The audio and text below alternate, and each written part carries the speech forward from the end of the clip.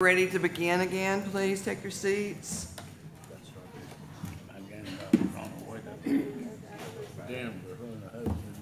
Some years back, I'm sure Ms. DeCharo will remember when she was on the commission, we read through every case and it made our meetings pretty long, always pretty much long.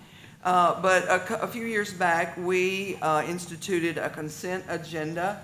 And what it is, on Thursday, Aaron sends us our legal documents.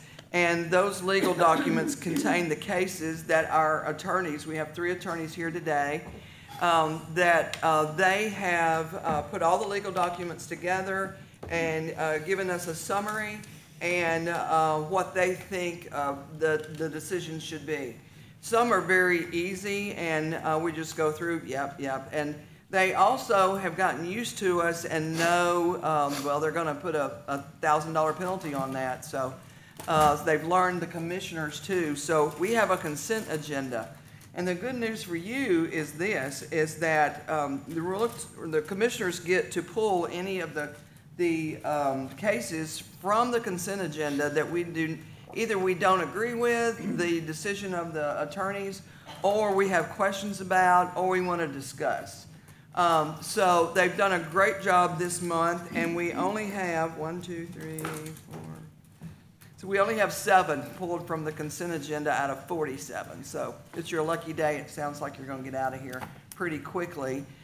Be sure you stay to the end because you do get 8 hours continuing education credit. So, so that's how this goes.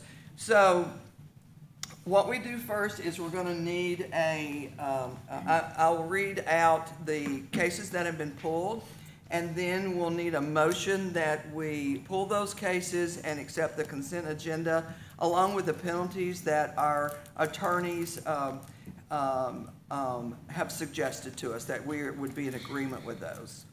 So if you're ready, commissioners, those that have been pulled are number 7, number 8, number 9, number 13, number 24, number 30, and number 47. Okay? If someone would make a motion that we, I make a motion. Okay. I make a motion that we accept council's recommendation for all items except the numbers that were just listed, 7, 8, 9, 13, 24, 30, and 47. Second. Okay, we have a motion by Commissioner Smith and a second by Commissioner Ferris. All right, any discussion? All those in favor of this motion say aye. Aye. Any opposed say no. All right, that motion carries unanimously. So, the first case we're going to look at, actually, we're going to look at 3 at one time, if that's okay with Anna Matlock.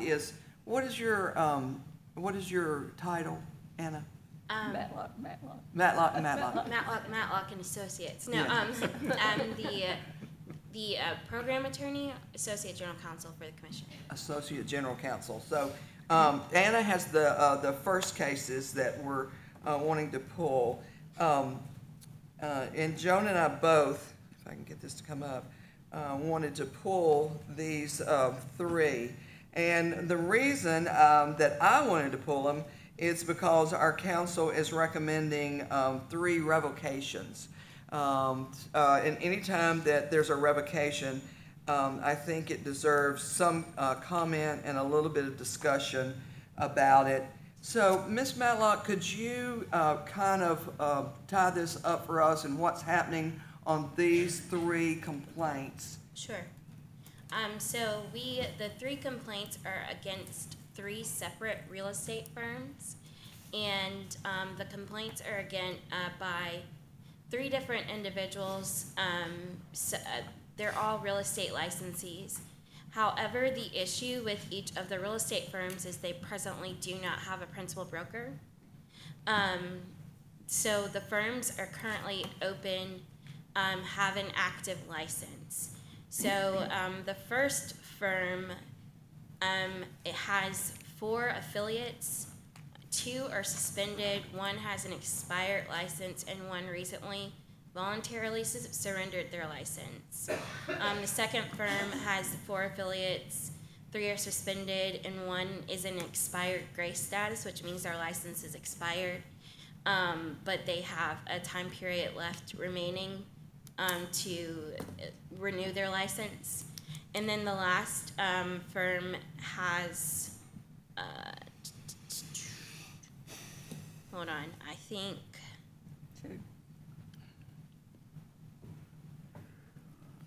two affiliates. 1 active licensee and 1 person is expired. And so presently there's no principal broker associated with the real estate firm. Most of the firms have been without a principal broker for almost a year. And the reason that I recommended revocation in lieu of a civil penalty is because typically when we assess a civil penalty to a real estate firm, the individual that pays the civil penalty would be the principal broker or the individual that's responsible for the firm. However, the firm doesn't have any individual that is responsible for the firm. Also, we don't want to have real estate firms that are open and do not have principal brokers presently attached to them. Therefore, my recommendation is to revoke the real estate licenses of the firms. So I have to say, this is one of the most ridiculous things I have seen in my 10 years on the commission, is that there are 3 real estate companies that are open and they have no principal broker. You know, this is really bad. When you wrote RO, did that mean respondent owner? Yes. Okay. So what happened was that the firms, their licenses were renewed, and the former principal brokers left the firms after the renewal. So that is what happened, and that's why there's currently not a principal broker, and a principal broker was not replaced afterwards. Is there any other connectivity to these 3 firms? I thought if it was 1, that's bad, but 3? They're all connected in that they're owned by one entity. Okay. Mr. Ferris? You're So stunned, aren't you? So essentially, it's 3 branch offices. That was my Okay. question. Okay. That was my question. Yeah, you had 2 people who responded. 2 people who didn't respond, 1 person who did. The one who did Yes. seems to be in defiance about it. The one who did is the person that is the owner of the entity for all of the.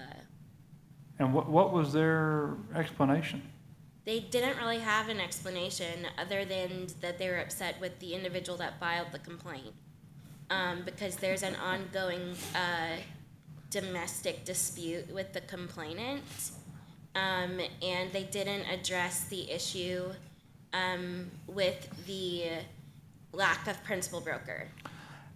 What is a customary gap if there is maybe only like a mere number of hours of gap when you go between principal brokers? Certainly not 8 months, No. I would think. So Is there a law that concerns So we that? have we have a rule on when that relates to the absence or death or extended absence of a principal broker, and it will permit a firm a certain period of time to go forward without a principal broker, but the firm has to provide the commission with a plan of what they plan to do without a principal broker, and that has to be approved. And the typical time period is 30 days. And that was not done here, but the principal broker, so what they just did was left, and no one was put in place after it. But the rule itself does not have anything in it that says what happens, if a plan is not submitted. And I would say this, I've had my company for 33 years, and things happen. Honestly, people tragically die all of a sudden. I have always kept in place someone who can take my place. When I spoke that I had cancer earlier, and when I got that diagnosis, on my way home from the doctor's office, I called the person that had agreed if anything ever happened, and I called Robin and I said, Robin, you don't have to be principal broker because I'm going to be sick for a while.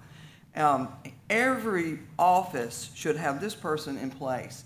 There was a firm in Franklin about a year ago that the principal broker died.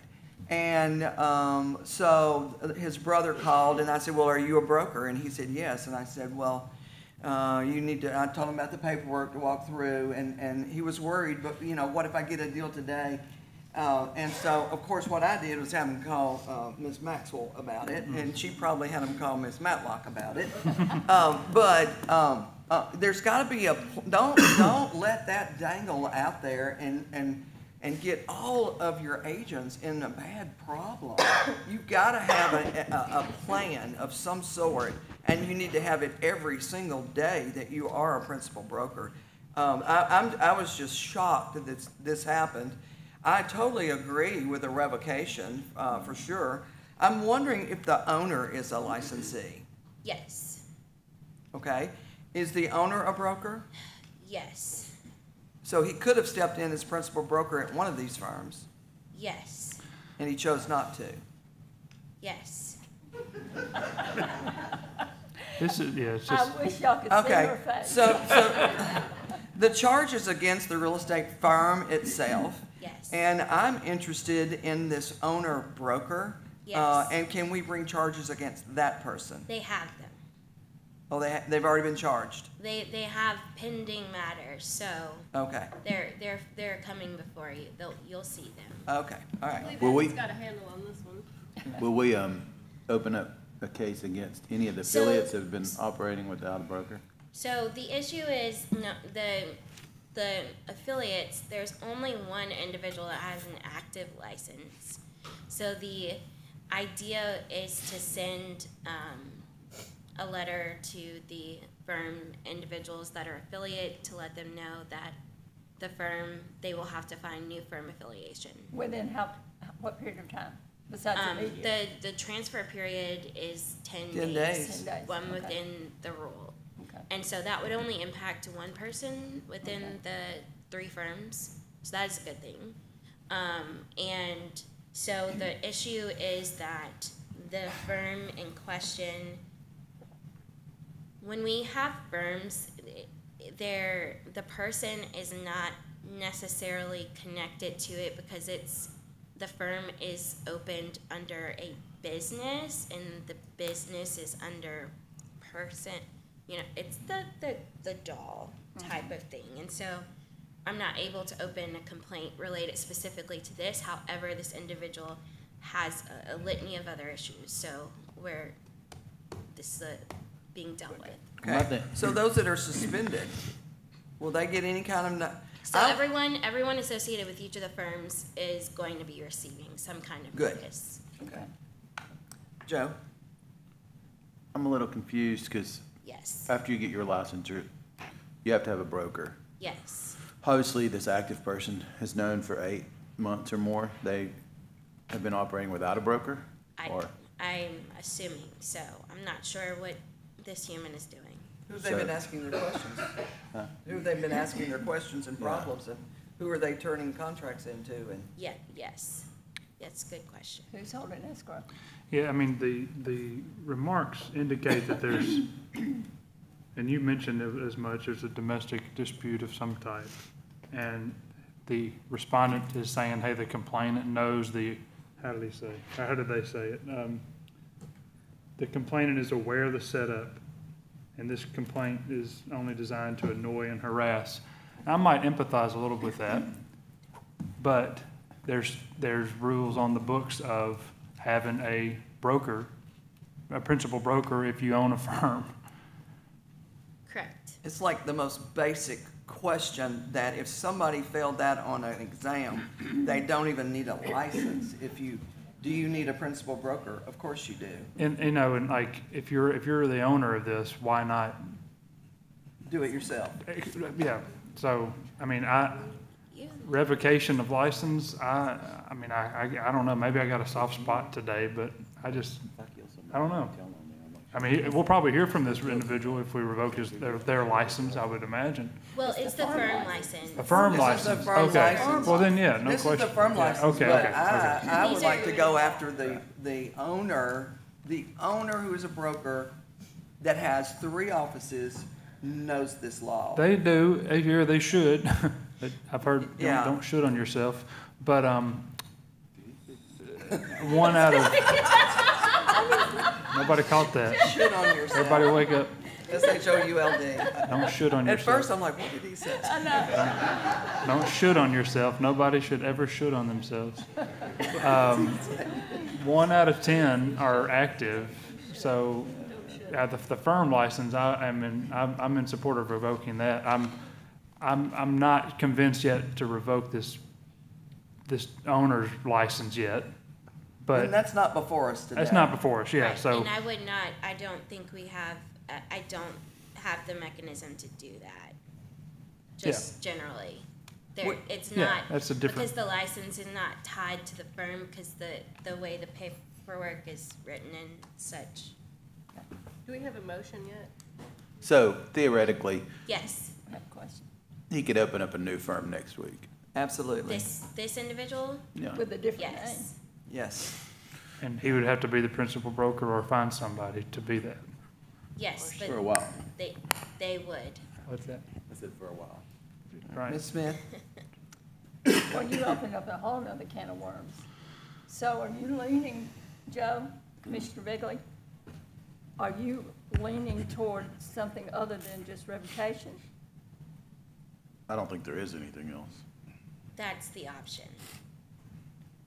I mean, unless you don't, Or we could say we don't want to revocate, but I mean, I Well, I mean, don't Well, I'm want that guessing if we do anything other than revocation, they're not gonna respond anyway. We could civil penalty them to the end of time. If they're not responding, they're not responding. I'm just wondering why we can't open a case against, we can't open it because they're not a principal broker, right? well, the no, broker. the issue is because there is not a principal broker tied to the firm. To the firm. So there's not an individual to open to, Well, weren't they smart? Okay, is there a connection to the person that owns the firms? Is So that what the then- entity is that owns, is that what you're saying? so like, you would have to go, like, but then, you go back to the paperwork of the firm, who filled out the paperwork at the beginning of the firm. And then, I go back to see what is written down on the paperwork, and I was like, oh, look, an LLC. And then I go to the Secretary of State's office to see who is registered. Oh, the LLC's registered agent is an LLC. I can't do anything with Okay. that. And so Okay, that's already issue I have here. I did trace that can of worms okay. already. That's I why went it's called down- limited I went down that liability. pathway because I anticipated this would happen. Okay. So I do not think I cannot do that. Okay. Related to this Well, particular then I'm issue. gonna make a motion that we accept council's recommendation. Second. Okay, we have a motion by Ms. Smith and a second by Ms. Torbett. I would just like to say this. Anna, you stay on this. I will You keep keep my, your eyes and ears open my because, nose is to the ground. I mean, all of us who are trying to do the right thing, and then you got birds out here that are pulling this crap, it's very offensive to me that this is going on, so. All right, so we have a proper motion to accept council's recommendation for revocation on cases 7, 8, and 9. Motion by Ms. Smith and second by Ms. Tolbert. Any other discussion? All those in favor of the motion say aye. Aye. Any opposed say no. That motion carries unanimously. Okay, the next one is number 13. I had a question on number 13. Let's see, Anna, this one is also yours, correct? Yes. You and I both pulled that. Yeah, so the money didn't add up, the penalty money. It looks like it's 2,500, but you have down 3,000, and so that's where my question is. Is that what your question No, I was? had another Okay. question. Why don't you go ahead and ask your question, and then she can, I didn't go to math school, so let me Yeah. try again. My question was, the complaint is because of similar names. One has an abbreviation and one does not. Is that correct? So it's like J.S. Jones Smith Realtor, or it's Jones Smith Realtor. Is that what I'm hearing? Hold on, let me pull this up. We had Okay.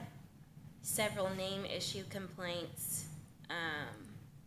So, no, it's like it would be street, ST, Versus street spelled out? versus street spelled out. Okay. So that was why the confusion, Correct. as the consumer was looking, they couldn't tell who actually was the listing or selling So person, company. yes. Okay. Well, yes, so the person is saying that the firm has a very similar name, and they're not, it's very similar to a name, like, for example, if it was ST Firm Name Group LLC. Like S.T. Jones Smith, Yes, or Street Jones Smith. yes, that's the issue with Okay. what's going on. so it's just an abbreviated word. Right. But that is how the individual is actually registered with the commission, but they're not advertising under the correct name. Okay. That was my confusion. So so this particular firm or company Yes. has a registered name with the state. Yes. But then they're using another name for their advertising, Correct. and that's a no-no. Yes. And they didn't respond. Unless they're registered with the state as doing Unless business it's a as. DBA. Yeah. And so that's not, the DBA is, so if you, this is really hard to explain when you can't see the name. So the DBAs don't match. Like, they're not advertising under the name that they should, either they're registered with or they're DBA. And so because of that, it's very, very confusingly similar. So the person that filed the complaint is the person that's legitimately advertising in the correct name. Could be, but it's anonymous, but Oh, yes. okay. Okay. So the incorrect name is too similar to someone else's actual business name? Is that Yes, yeah, but that's like, there's nothing we can do at this point because the firm name has already been approved, so we can't require anyone to change their name. it? But you can require someone to quit Yes, using but the we wrong name in can, their but we advertising. we can assess civil penalty for violating the advertising rules when you're not advertising under the correct Correct name. which is the issue that we have here, because in the particular advertisement, the respondent did not use the name as licensed with the commission, and they did not have, their firm name, Let me ask a question. if Yes. That's okay. yes. This particular anonymous complaint, Mm-hmm. did they send you a copy of a billboard, a sign, or Uh-huh, they, social media? How was that? I got a picture of Of- a yard sign. Of one thing, of a yard Yes, sign? yes. So they could have 100 yard signs out there with incorrect Could, information? they could. But we're only presented with the one as Yes, evidence. and so my assessment is over the 1 yard sign. Okay, so. So let me look at this math. Okay, all right. And then I have another question. So did the respondent not even, the respondent didn't even respond?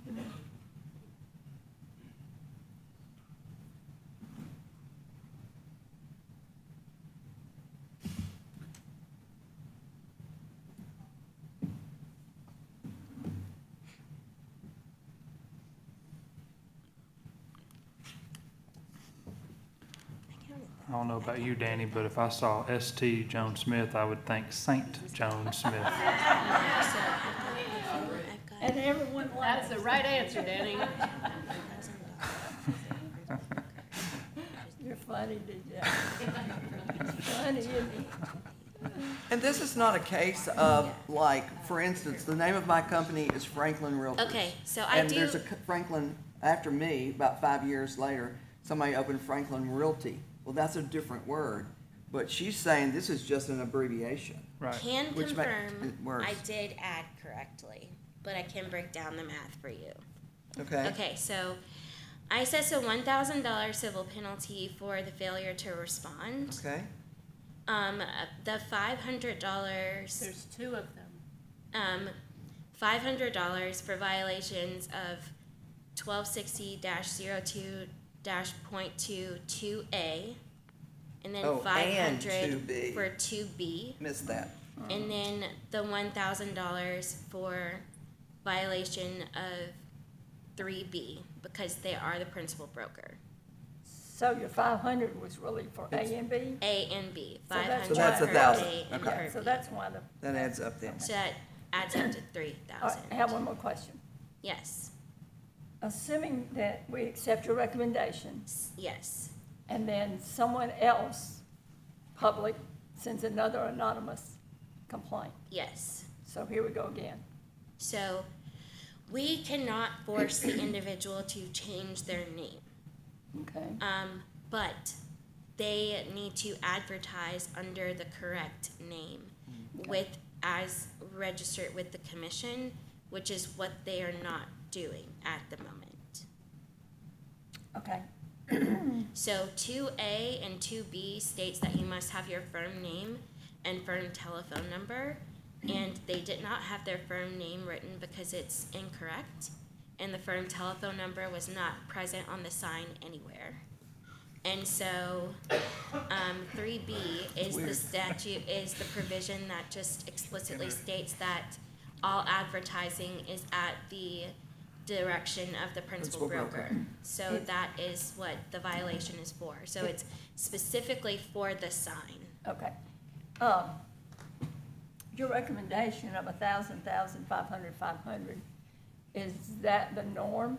Or is that Yes. negotiable with us, or? So you can change, that's all, you can amend as you choose. It's $1,000 maximum per event. Yes. Usually we do, So she gave them a little leniency on those two $500 ones. That's what I thought. I move to approve council's recommendation. All right, we have a motion to approve by Commissioner Ferris and a second by Ms. Tolbert to approve council's recommendation. And that's on cases 7, 8, and 9. No. No, This is no, on 13, 13. 13, excuse me, 13. 13, number 13. Number 13, oh yeah, I won't pass that one. All right, number 13. All those in favor say aye. Aye. Any opposed say no. That motion carries unanimously. oh my gosh, I was so worried about my math and. Oh, no, I'm in so front of sorry. everybody I here. wrongfully accused you of bad math It's skills. like, oh goodness. Now, so the next one is number 24, and that comes under Kim Cooper, another attorney. Before we start this, I have a question for you. Oh dear. So on all of your cases, you wrote close. On the other two attorneys, they write dismissed.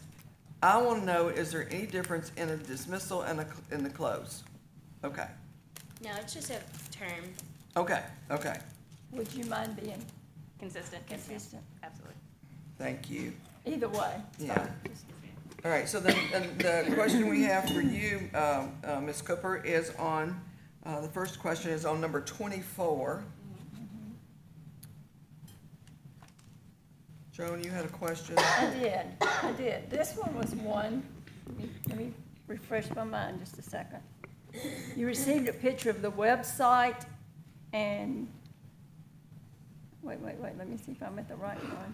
You read the last paragraph. Yeah. Okay, I may, I may have pulled the wrong number. Let me see who just said. No, it was a website. It was a website, and, yeah. Okay, but I think I actually was looking at number 23 instead of 24. Let me back up just a second. Number 23 had a $1,000 penalty, civil penalty. Yeah. Was that the one that was wholesaling? Let me back up. Let They me were back up representing a just a seller. second. I did have a wholesale one, it's the next one that was pulled. Which was 30, right? Yes. Okay, all right, I'm going to accept council's recommendation on 24. Is there a second? I'm gonna make a motion, a new motion Okay, to dismiss this case. Second. Well, no, okay, You so can't do that, that. you can't do that. you have to. All right, so we have a motion, is There there a was- second? She to- didn't get a second. though. Is there I a didn't second? get a second. Well, I wouldn't have done with it either. Oh, I'm sorry. So her motion is to accept council's recommendation. Is there a second to that motion? Hearing none, would someone like to make a different motion? I'd like to make a motion to dismiss this case. Second. Okay, so we have a motion by, let's see, Mr. Beckley and a second by Mr. Ferris that we dismiss number 24. Now, so Mr. Begley, discussion. Why do you think it doesn't deserve a $500 penalty? She said, or they said that it was a template on a website, which I could understand. First offense, they fixed it, it's been corrected, little leniency. And y'all all know how I feel about these advertising violations. How do you feel? When it's so minute that you have to like get a magnifying glass, as a public member, I don't know how that's gonna affect me. And if they fixed it pretty quickly, I feel like they've solved the problem. Billboards, maybe that's a different issue, but. You have a Yeah. right to your opinion. I would echo what Commissioner Begley said, and then also put some weight behind the fact that it was correct on the subsequent web pages. This was the only one error, and that the licensee's been licensed since '87. I move to dismiss it. I support the dismissal of this. Okay. Any other discussion on 24?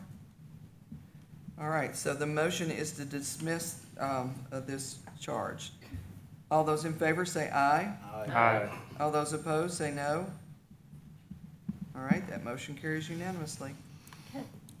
You have a question? I do, but it doesn't relate to that. I gave the wrong number. I gave 24 and I meant to give 23. Is that going to be an issue? We'd have to remove it from the consent agenda that we approved. We've Your already accident. accepted council's recommendation, but I mean, if you. I'm good. I'm would- good. Okay. I'm good. Did you have a question? You have a want- question? Well, Diana? I wanted to add education, I think, to that. To the because- penalty. To the penalty, because this company or agent changed the name on a purchase and sell agreement without the permission of the buyer or seller.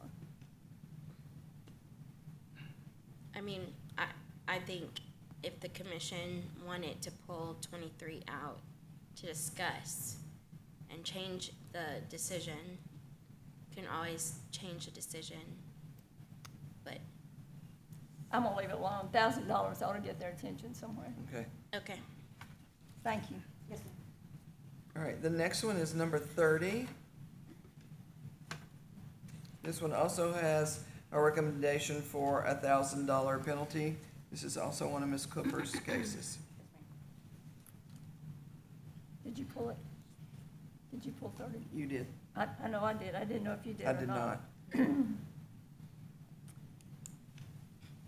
This is one, Kim, where they were advertising on a website for free, supposedly to the public, that they would help them with a transaction.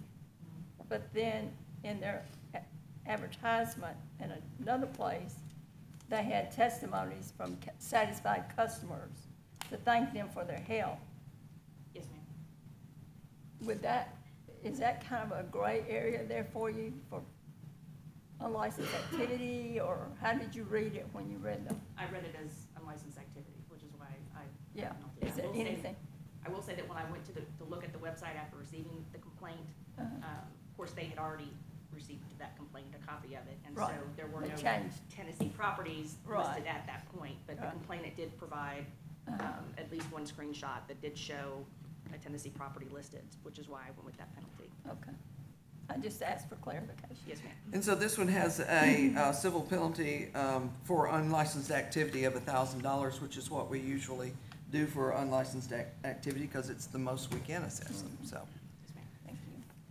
So, would you like to make a motion, Ms. I Smith? make a motion to accept council's recommendation.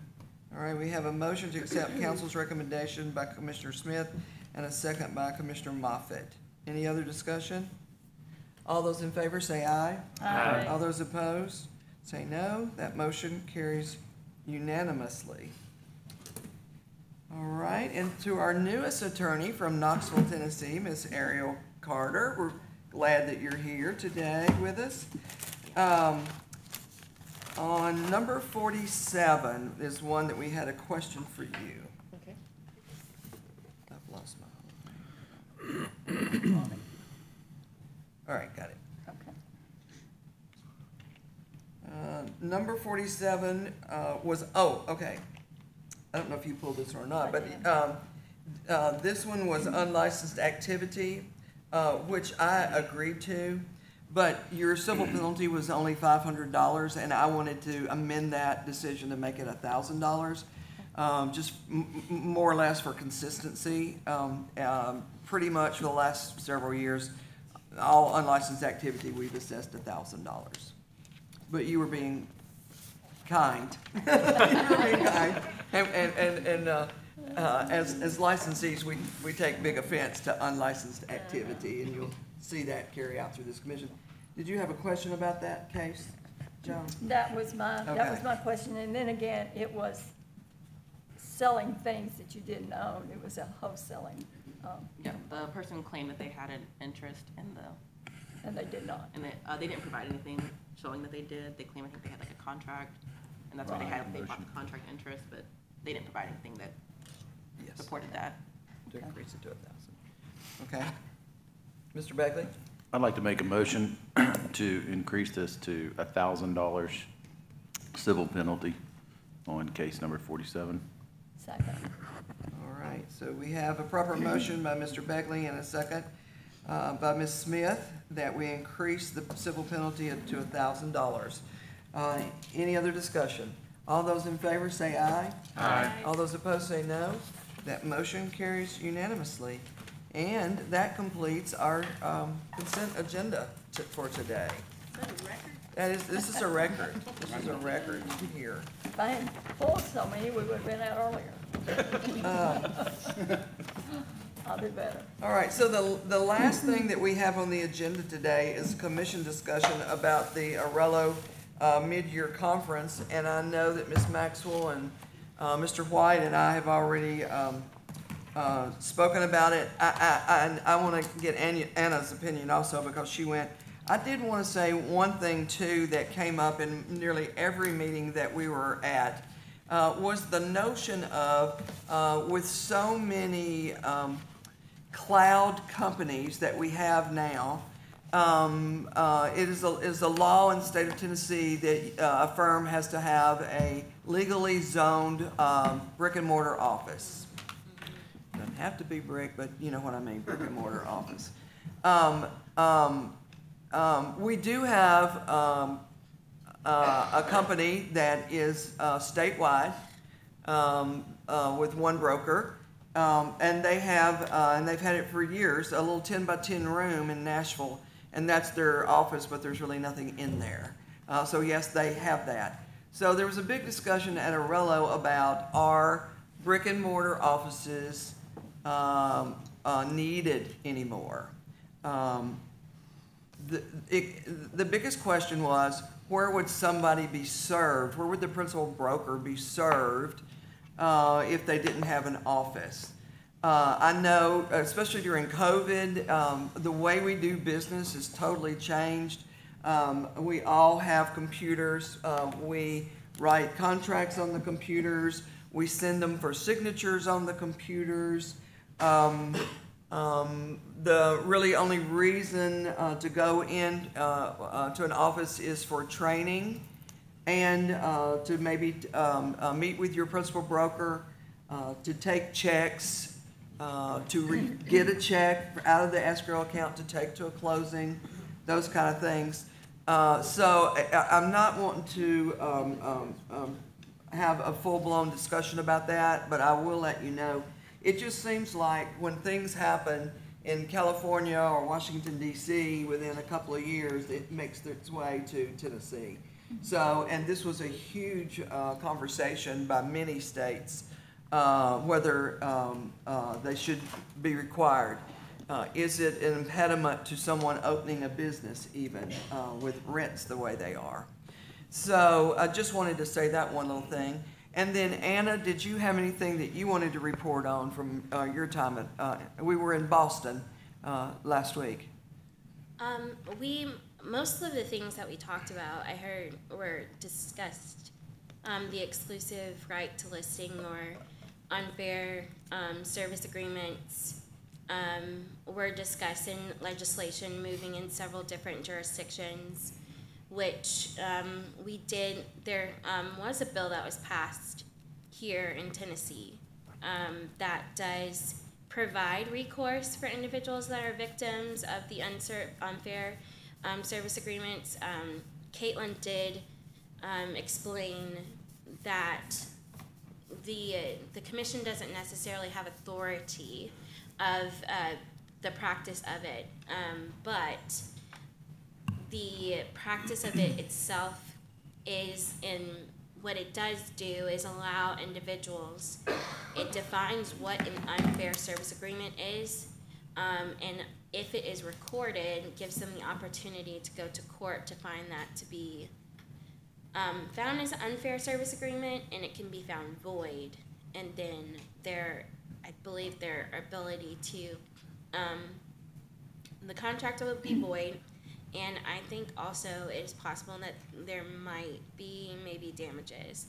But the issue is with that, one of the things that we were talking about is the individuals that are being targeted are already socioeconomically disadvantaged, and the targets of these types of practices, because you're receiving fast money that is locking you into contracts for an extended period of time.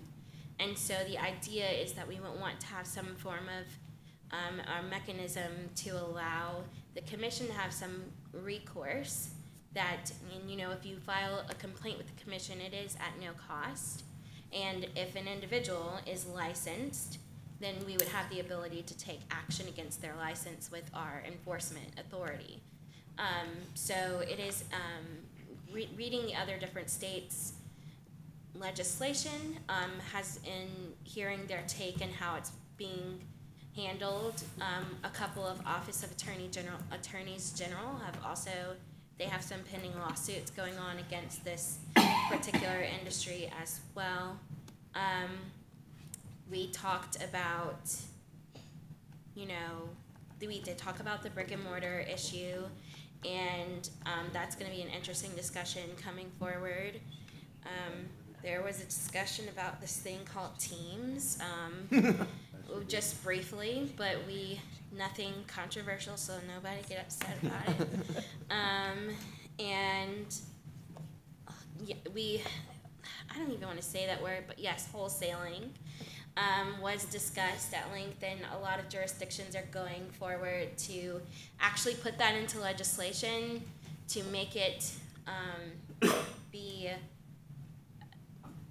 to actually define it and to classify it as unlicensed activity. And so this commission is defined what we believe it to be, and still kind of a hornet's nest of something I just don't really care for. But other commissions are also struggling with the same issues and things that we're doing. Broker supervision was a very large topic that will always be discussed in perpetuity. And other than that, I think everything else was pretty much covered that we discussed. Really enjoyed the speaker that they had too. She's the jobs doctor, which is a lady from TikTok, which I thought was interesting. But I want to cover, make sure. Also, for discussion, we'll bring this back up. We did the app, the showing app that we talked yeah. about. Oh, We yeah. did Yeah. have a discussion several times at different points during the conference.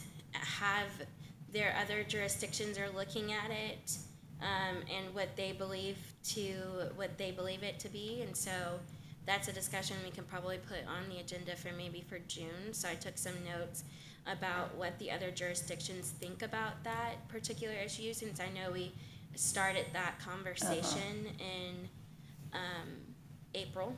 So that is something that the commission will probably want to have a discussion about in the future. So that's all that I have generally about that. And I'd like to thank Ross and Caitlin and Anna for attending Arello. They are great representatives of the state of Tennessee. They're highly respected. They participate well at Arello, and they're valuable members of Arello. So I appreciate you for that. Yes. Ms. Smith?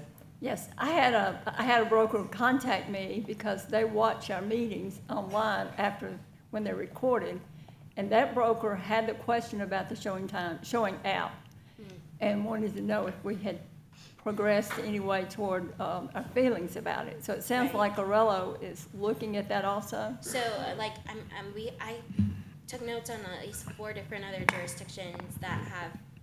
I have some other information to bring back to the commission. I'll connect with Commissioner Begley, because I think we were supposed to connect on that for June, and we'll come back to the commission to talk about it. And we can have a further discussion of what we were doing, but that did come out as a topic of discussion. And not just that, but just like informal forms of the same thing occurring. Okay. So, yes. Thank you. Also, we did bring up, the timeshare rescission rights rules, because Tennessee was the first jurisdiction to add the ability to rescind timeshare contracts via email. Yay. And so I'm not sure if I think other jurisdictions are moving towards that. So those rules are still pending with the Attorney General's office, but we were the first jurisdiction to do that, and so